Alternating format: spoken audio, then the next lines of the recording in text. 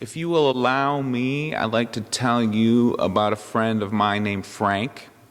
I met Frank and I were friends for a number of years living together in Washington, D.C. And Frank let me know that he had served a number of years in prison in Virginia before he and I knew each other. From his sharing to me a little bit about an average day of prison in the life of Frank. Wake up in a 9x12 cell. Cellmate above in the bunk says that the guy he bunked with the longest period of time was the worst at snoring. That was frustrating, but he actually said it was sad that he preferred that because that bunkmate was so negative and fear-based in his talking, always talking about negativity and fear, that Frank just couldn't take it. Frank was trying to get sober from his alcoholism, and the majority of the time he never had AA available to him, never any recovery programs to go to and get support, so he'd just kind of grind it out, white knuckle his time of sobriety through prison. Frank was grateful that at one point he got switched to a job. Everybody had a job, and he got switched to the kitchen duty, which was good news, not so much because it involved mopping and cutting vegetables, preparing food, but because he got out of the factory where they were making license plates and getting paid 87 cents an hour. And Frank and a number of his friends were certain, doing the assessment, that you were much less likely to get out on good time if you were in the factory, because they didn't want to lose the laborers that they had trained and were paying 87 cents an hour to. So in the kitchen, they would be more likely to let you go back home to community. Frank said you cannot know the value of that picture he had, often taped up to the wall, but he would sometimes just hold it next to his heart, of his two daughters bowling. He said, I've looked at my two daughters bowling more than I can ever tell you, and it saved my life some days. Here we are on Thanksgiving weekend. It's good to reflect theologically on what it means. So, I ask, Thanksgiving theology, you would think it means when there is a good thing in your life, a blessing, you give thanks. Count your blessings. And conversely, we ask ourselves, is it true that when there's a pain or a struggle, that you just do your best to not have a significant amount of resentments or regret or self-pity? Is that how we think about it? Or is that a little overly simplistic for a mature human being's theology of Thanksgiving? Why are we talking about mass incarceration on the day we're giving thanks? Why am I talking about Frank's pain on the day when we're giving thanks? Well, the reason is that I think we all benefit from encouraging one another to think about those broken times that turned us towards something better. When is it possible for you authentically in your heart to give thanks for suffering that was a catalyst for change? In church, we must honestly declare that sometimes life simply happens in terrible ways.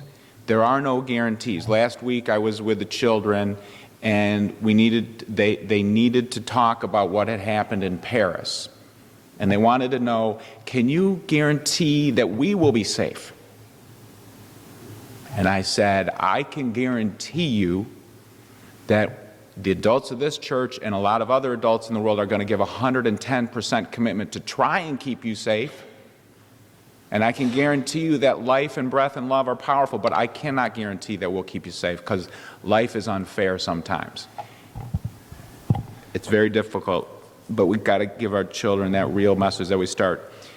dealing with the paradoxes and ambiguities of life. This is the holiday with paradoxes and ambiguities. We come out of the time when the Native Americans were invaded, had their lands purchased on the cheap, which basically went to the extent of having their lands stolen. They, in many ways, were massacred off their lands. That's a part of the history of Thanksgiving, which we have to hold up with integrity.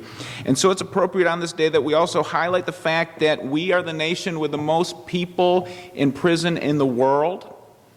We have about 4.5% of the world's population, and we have about 22% of the world's prison population.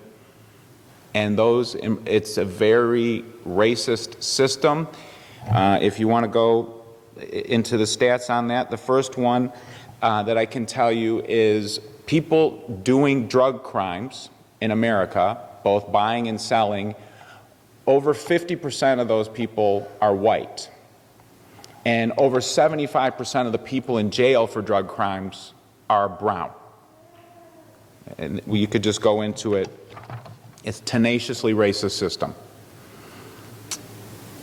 And today, we give thanks that out of bleakness can come new blessings. I think there's a bleakness in America with the prison industrial complex, and it's possible for out of that pain can come amazing blessings.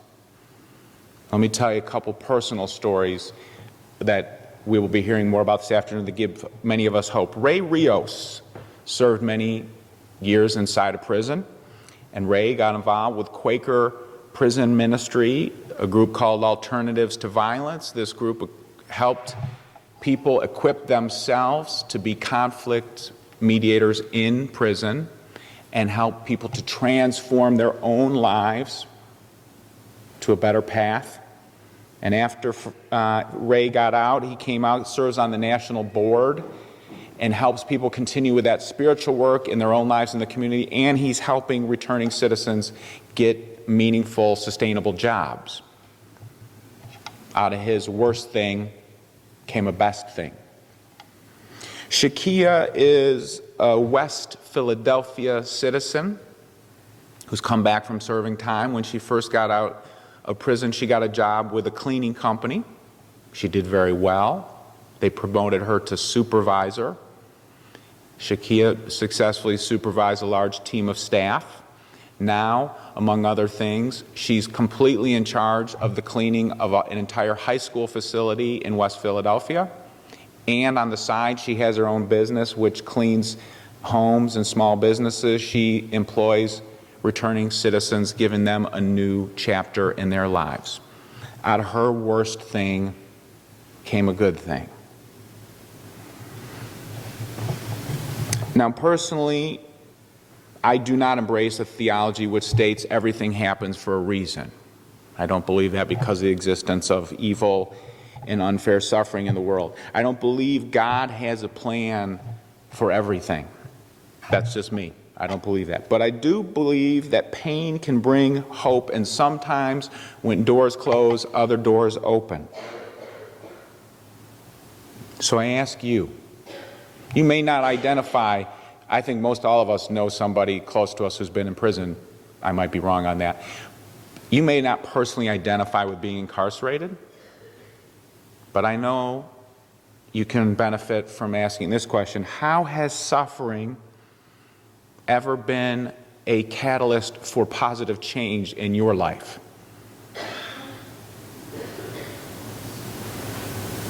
The reality is we all have breakdowns. People get sick, lose their ability to work or do what they love. Careers no longer make sense. Relationships fall apart. And sometimes we just have to declare life is not fair. We got to figure out what to do with it.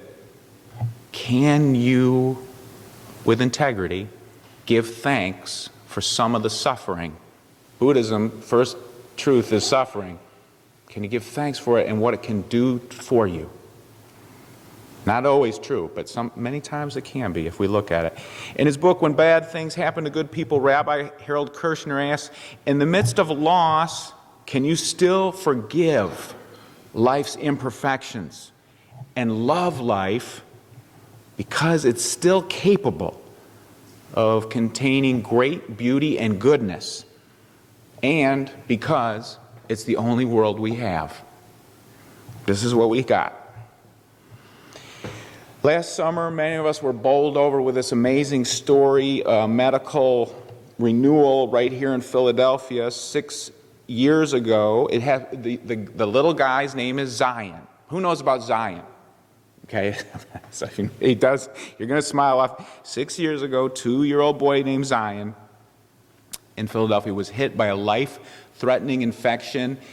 To save his life, the doctors had to amputate his hands and his feet, and they got him a kidney transplant. And he dealt with it. Growing up, very positive little, what you see him on the internet talk, he's like a little Buddha boy. He's so positive, strong. And he did what he could. They got him a little kind of sled with wheels that he rolled around on his tummy a lot of times to be mobile. And then the doctors at CHOP wanted to experiment with a miracle, a hand transplant. And for different reasons, they thought Zion would be a good candidate for the first surgery. And he said, yep, I want to hang on the monkey bars, doctor. I want the hand transplant. And the doctor said, they all just started crying, talking to him, getting ready. And then they had 12 hours of surgery with 11 surgeons. And they took. And they started getting life, and they move. And the little guy, he's got a tough rehab. It's painful. But he says, my grandmother says, if you push yourself, you can do anything you dream to do. And he says, out of that worst thing has become gratitude. He's grateful for the littlest things that many of us take for granted. Whether we're talking about the people of Mali or Paris who recently suffered violent attacks, or the massive swaths of communities in America who suffer from mass incarceration, we hold that suffering in our heart. We don't want to be insensitive. We don't want to be naive. But we hold up the chance that sometimes that pain can create solidarity and beloved community. We can use our worst things to create best things sometimes. Barbara Brown Taylor is an excellent pastor and theologian, and she talks about this concept, and she suggests to do a chart. Draw a line of your life from your birth to today, and then write down significant growth points, spiritual, emotional, resiliency growth points. And she says that the chart will really have a lot of leaps of growth that come out of pain, in her belief. Not always, but a lot of times pain is the catalyst for growth. She says it'll probably be when your family moved for the 4th time in 5 years and you learn to enjoy your own company before you made a new friend in your new school. She said it'll probably be when your partner left you and you remembered what else you meant to do in your life beyond staying together. It may be when the doctor called about the spot on your lung that you finally went and made up with your sister. These were not the ways you would have chosen or planned to become more of who you are, but they worked. This Thanksgiving, I invite you to consider giving thanks for the chance to change some hell into heaven. Give thanks for the life we do have, even with all its pain and slings and arrows, and give back to the world. Help it make it a better place. Can you give thanks for your best, worst things that helped you to be who you are, want what you have, and do what you can? Happy Thanksgiving. Blessings be.